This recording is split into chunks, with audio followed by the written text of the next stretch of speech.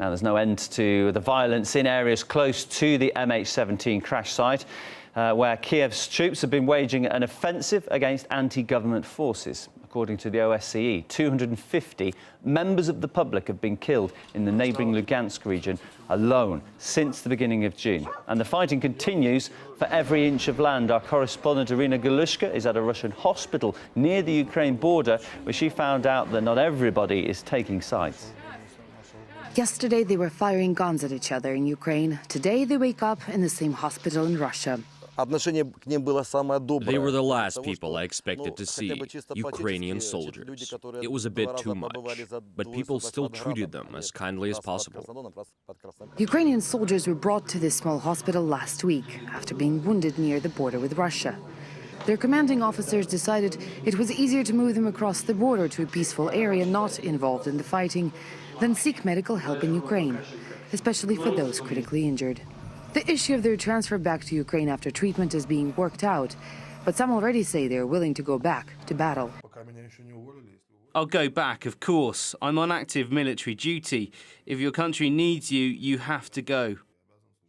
Literally next door to them is a member of the Lugansk self-defense troops. He's also being treated for battle wounds. Here's what he thinks about the Ukrainian army. They pick guys from regions that haven't risen up like Donetsk or Lugansk. They tell them they're going on mandatory army duty, but they end up in a war. I feel sad for everyone. The doctors here are not only doing their usual jobs, but also playing diplomats. I immediately said, guys, for you maybe, you think of us as enemies, but we don't think of you the same way. We lived in one country not too long ago. I'm surprised that not a single one of them is from Western Ukraine. Everyone is from nearby regions. In some cases, diplomatic efforts aren't needed when soldiers themselves don't want to fight. I wouldn't want to. We don't know who we're fighting. I have no animosity towards Russians. I'm not a nationalist. I'm not right sector.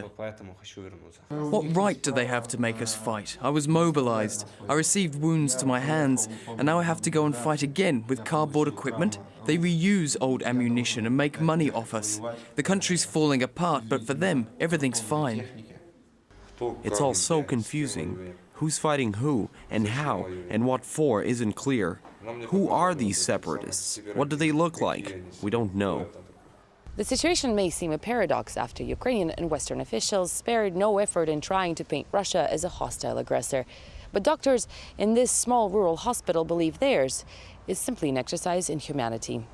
Irina Galushka, Southern Russia.